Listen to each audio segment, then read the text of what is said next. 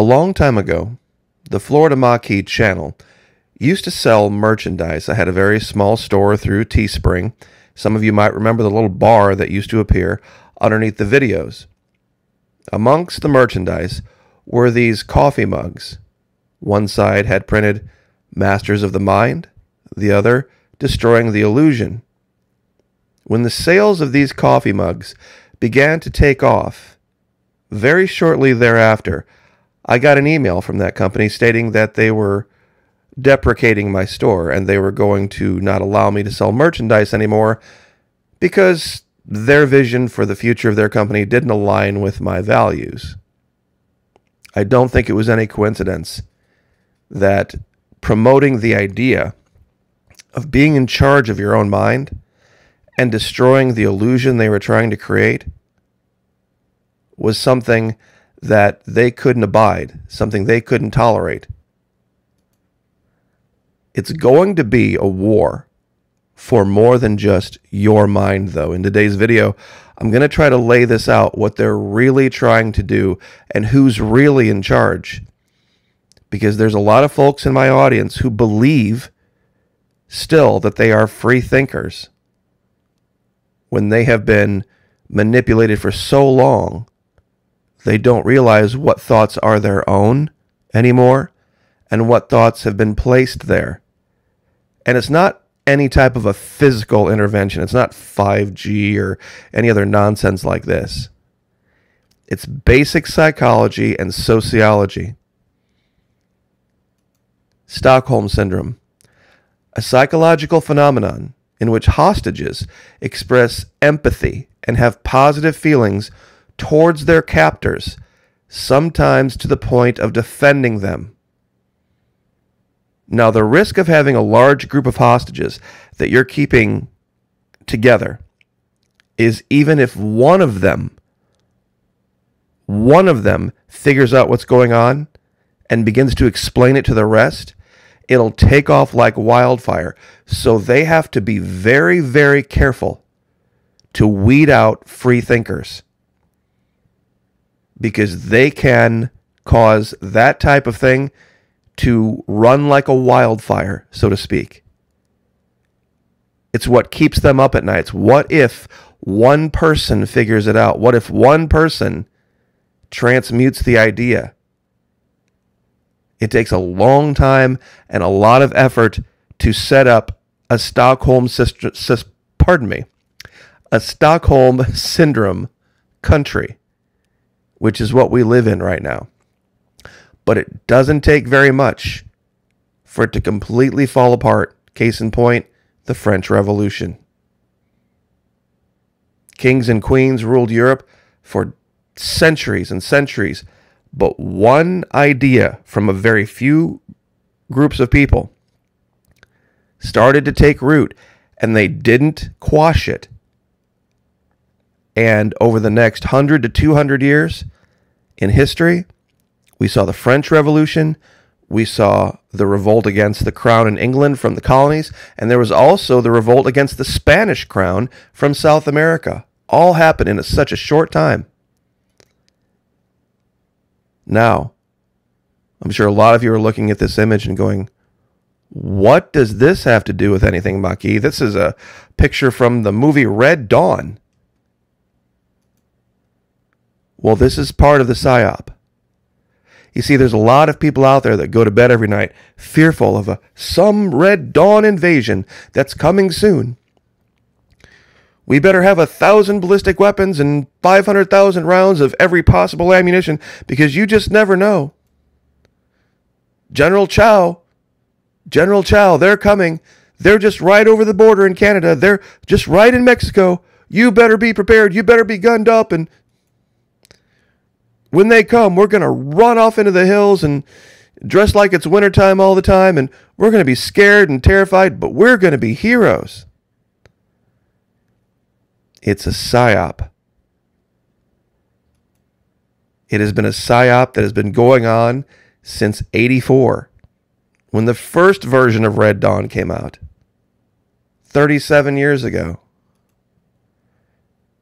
And irony of all ironies, It took place, part of it, Arapaho National Forest, founded by President Theodore Roosevelt, one of the most socialist presidents we ever had. The Big Red Scare. The term Red Scare has been applied to two distinct periods of strong anti-communism in United States history. Does that ring a bell recently? The first was 1917 to 1920, the McCarthy era, and the second was from the late 1940s to the late 1950s. Fighting the commies. 1919, following a series of bombings and convinced that the government takeover was underway, Attorney General Mitchell Fulmer ordered the arrest of 4,000 suspects, with 600 eventually being deported, many without warrants. You see, this is what's coming. It's already started. Fighting Quaker attorney General Palmer led crusade against leftists with suspect allegiance.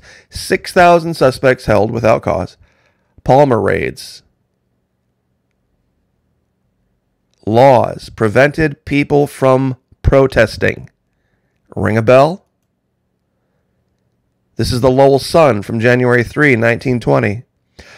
Perfect cases against 2,613 of 4,500 persons arrested because of these socialist plots. The interstate highway system, public parks, schools, Social Security, and Medicare. One of the most hilarious things that I see all the time is people who are on Social Security talking about being against socialism. It was literally the beginning of it. You need a Social Security card. They took money out of your check. They saved it and invested for you. Now you're living off of it, and you're attacking socialism. But Maquis, they are all ready to come invade our country. We don't have any chance unless we... Yeah, they want war. Look how close they put their country to all of the U.S. military bases. 750 bases in 80 countries, and spending more on the military than the next 10 countries combined. The next 10 countries combined. But we are the sitting ducks. But we are the sitting ducks. In case you need more proof. Technocracy.news. Military developing cognitive warfare weapons. Mastering the human domain. I've said this before. The next war, the next great war, will not be with bullets. It will not be with rifles. It will not be with tanks or planes or guns. It's called the human domain. Is the final frontier of warfare. Because if you can control the mind of your enemy, and you can get in his head, it doesn't matter what he has. It'll all be useless. Just like everybody knows, the gun doesn't cause the problem. It's the person with the gun in their hand. And later on in the video, we're going to show more proof of this. That guns don't cause crime. People don't cause crime, just like spoons don't cause people to be overweight. It's all in the mind. Its objective, mastering the human domain, is to sow dissonance, instigate conflicting narratives, polarize opinion, and radicalize groups in order to disrupt or fragment entire societies. Cognitive warfare is defined as the art of, Cognitive warfare is defined as the art of using technologies to alter the cognition of human targets. Now, some people have talked about this issue with transhumanism on a global scale, nanotech, biotech. Really, the great threat is not this. Infotech and cognitive science, those are the two fists of the rock'em sock'em robot, so to speak. Infotech and cognitive science. Nanotech and biotech, that may come along later. But right now, the big war is people understanding how their own mind works. Western governments in the NATO military alliance are developing tactics of cognitive warfare using the supposed threats of China and Russia to justify waging a battle for your brain in the human domain to make everyone a weapon. The U.S.-led NATO military cartel has tested novel modes of hybrid warfare against its self-declared adversaries, including economic warfare, look at the prices of everything, cyber warfare, information warfare, and psychological warfare. Now NATO is spinning out an entirely new kind of combat it has branded cognitive warfare, described as the weaponization of the brain sciences. The new method involves hacking the individual by exploiting the vulnerabilities of the human brain in order to implement more sophisticated social engineering. Until recently, NATO had divided war into 5 different operational domains: air, land, sea, space, and cyber. But with its development of cognitive warfare strategies, the military alliance is discussing a new 6th level, the human domain. A 2020 NATO-sponsored study of this new form of warfare clearly explained while actions taken in the 5 domains are executed in order to have an effect on the human domain, cognitive warfare's objective is to make everyone a weapon. It's to make everyone a weapon. There's 2 articles covering this. I'll give you both links.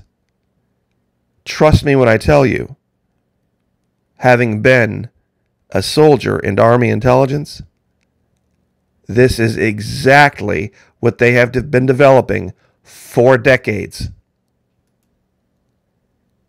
Now, a couple of local events to put the, nail in this coffin, for lack of a better analogy. I'm sure many of you have heard of Governor DeSantis here in Florida hiring a man named Joseph Ladapo, L-A-D-A-P-O. I think I had misspelled that in an earlier video. It's L-A-D-A-P-O, Joseph Ladapo. Now, he has stood up against the quote-unquote accepted science from the left. And they don't like it. They don't like it one bit. So what did they do? They came into Florida and they recruited one of our state Democratic senators to try to take this guy down. Her name is Tina Polsky. Now, she came out with this story, and I'm sure a lot of you read it, where, you see, she's been recently diagnosed with cancer, and so she wanted to have a meeting with this guy and in her office, and she demanded he wear a mask, and he said, no, I'm not going to wear a mask. If you would like to change the venue of the meeting to someplace in public, someplace, outside where we can have some distance and have our conversation that way, I have no problem with doing that. Well, she took this as a huge affront and went to the mainstream media with it and tried to make this man like he was some kind of a radical.